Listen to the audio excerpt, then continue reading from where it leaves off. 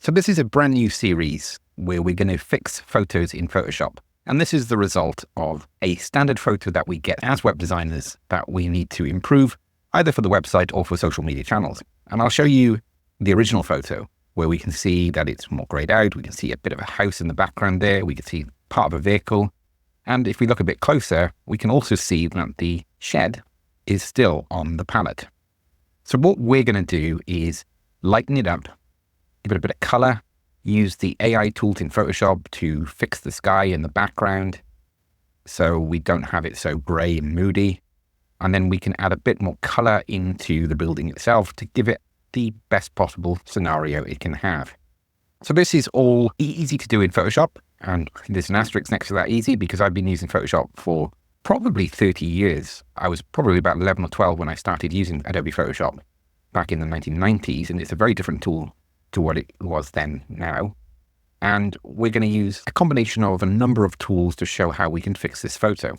And from the next video, I won't be showing you the finished product. We'll just start with the original photo and we'll take it from there. So I'm just going to go back to the original and we'll go through the steps that I did. And the one interesting thing is it will not look the same as the example I've already created because the AI tools that create and change the sky will be very different. But let's start by fixing some of the glaring issues. The vehicle in here, the person's reflection when they're taking the photo, and a few other bits and pieces. I'm going to use Command and Plus, I'm on a Mac, to zoom in. I'm just using this on my MacBook with the touchpad, so I'm not got any sort of elite, overly complicated setup.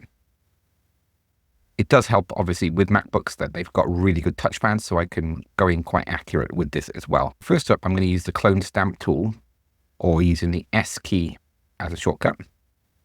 And we can choose one area to select, and then we can replicate that further out. And can we see it showing that there now? The only thing with that one, I'm just changing my mind, is I'm going to go for the spot heal tool, which is the J tool, which will probably do this a little bit neater and easier. What this does is when we drag over a section, it will use AI to detect the areas around it and fill in that section, but it won't look identical. Whilst with a clone option, I can use the square brackets to scale it up or down. I can use the Option key, or Alt, I believe, on a Windows computer, and then I can mask over and clone that section somewhere else. So that works really well when we're working on edges. So I can use the Option key again down there, and can you see we're bringing that up? So I'm going to do it on the join. And then I can use the join above as my guide to replicate that, and that comes across really neat. Other tools that we could use are things like the marquee tool. And I can select this section here.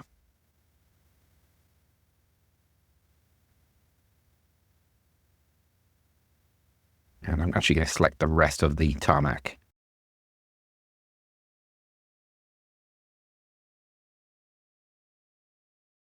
There we go. So that's going to be the new base level. So probably the clone stamp. So again, the S key. I'm going to select somewhere along here. Or even, actually, I'm looking at the same height within the photo, the same starting position, and then bring it across. And then I can just clone it in. But by bringing the marquee in there, it gives me that edge, so it's not going to take over into the shed itself.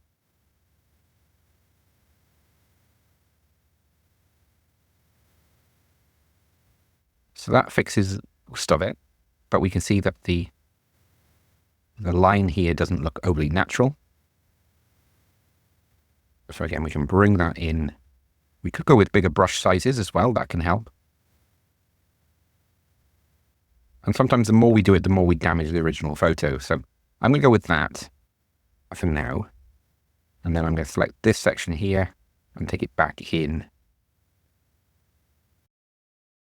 And that's done it quite tidy, that side there.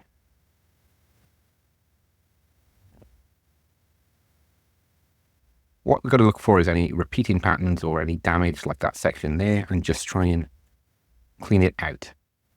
A couple of things with the brush. It's a soft brush, so if we click on this, we can adjust the hardness.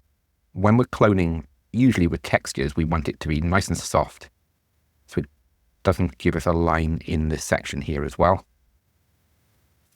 And now with this area selected, I'm going to try and replace the green. So we're going to give this tarmac a bit of a cleanup as well. So if I go to Image, Adjustments, then Replace Color, I can try and find that green hue and then just reduce the saturation of that on this section here entirely. And that's helped fix it a little bit as well. And let's have a look at the Spot Heal tool now. Can we just fix some of these areas individually? Things like getting rid of the lines in that section. It may make it slightly blurrier, which is what we don't want, but that's already looking better. Part of the reason why that's more obvious now is we're actually looking for it. Just going to get rid of some of these excess leaves as well, because otherwise they draw attention away from the shed, which is where we want the focus to be. Okay, we're trying to fix these within 10 minutes or so. I don't really want this to be a half-hour photo edit for an individual photo. But once we've done this once, these are evergreen photos. We can reuse them as many times as we want on social media ads, etc. So next up, let's fix in the window. It's not someone actually taking the photo. It's the reflection of a window in another building by the looks of it. So that one had me fooled. But what we can do is just tidy this up a little bit. Simplify the reflection.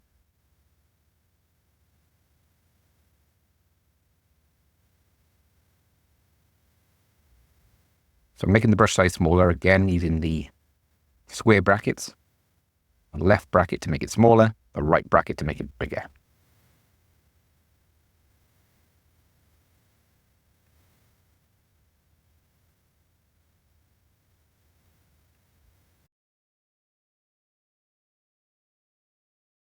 Just cleaning up some of these spots on here. Get that window looking a little bit cleaner. Don't want to get rid of them all because it's not going to look realistic, but I think that's fine for our reflection. Now let's fix the sky. So I'm going to zoom in relatively close. I don't have to go right to it because the AI tool will detect itself. But I'm just going to go around the outside of our shed. And then to the top of this head. I want to take this house out of the equation as well. And I'm bringing this marquee tool, which is one of my favorites. It's just so simple and easy to use. Using the Magic Wand tool probably won't pick it up perfectly. You can see I've not gone perfectly to the edge. We're going to see how this works. If I just now, with that area selected, this top section, I'm going to go to the generative fill and I'm going to type in blue sky. That's all. I'm hoping it will pick up things like the field in the background and come up with an example that's very close to that. Okay, that doesn't look overly realistic. That looks awful.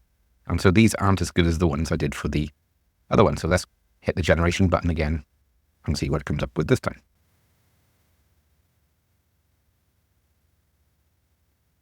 Yeah, I'm really not a fan of these.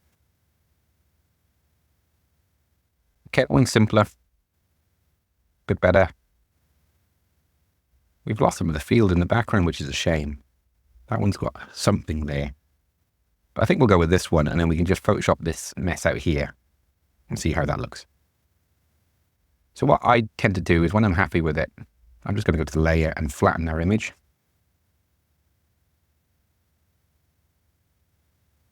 All the way down here. And now I'm going to go to the clone stamp tool and just clone out these lines. And we can see that we've already got a bit of an issue. We can see that line. So let's try the heal tool. Yeah, that's doing a better job of it, although it's not perfect. Sky is often a pain to remove stuff because it's so busy and is usually based on gradients as opposed to solid colors.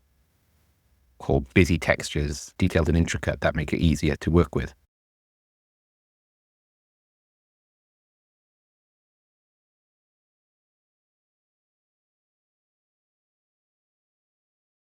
Target this section here.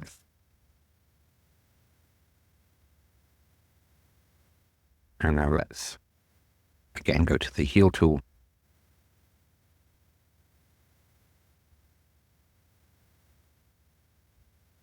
fix it then within that area. That's looking better. Try and fix that sky. Sometimes just putting the heal tool over it several times can work. Sometimes it does more damage than good. There is an option we could use the healing brush tool, which works similar to the clone tool. And then we select this area at the top, and that's what we want to blend it with. Okay, that was working well up until I want to actually start with the brush further to the right. So as I take it to the left, we're not going to run out of space. And that works much better. So that's just holding in the healing brush tool and then going from spot to the standard or the old healing brush tool. Okay, I'm relatively happy with that. So now let's just fix a couple of other things.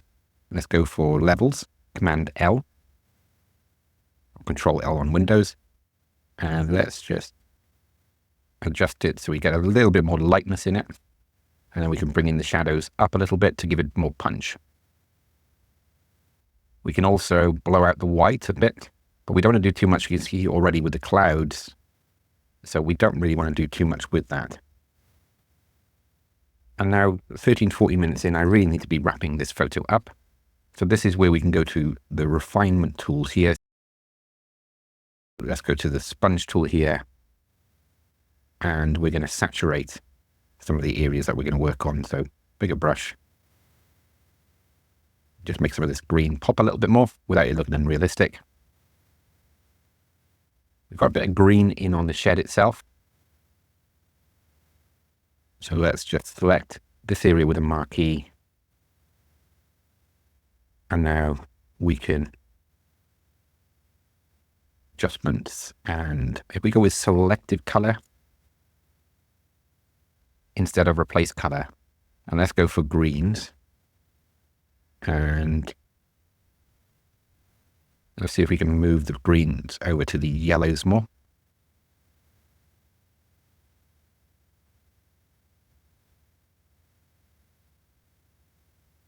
It may not be picking up as greens per se. No, so that one's not working, so let's ignore that one.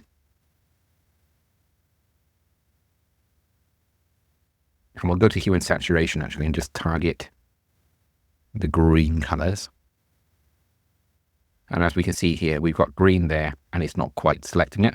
So let's move it over so it starts selecting the green tones within that section. So using the saturation can help because it can just amplify it. And now we can move that over more towards the yellow tones. And as we can see now, it's got rid of some of that green in the timber. Okay, I think that's good enough for what I want. Sometimes I'll just go to the filter option and sharpen edges.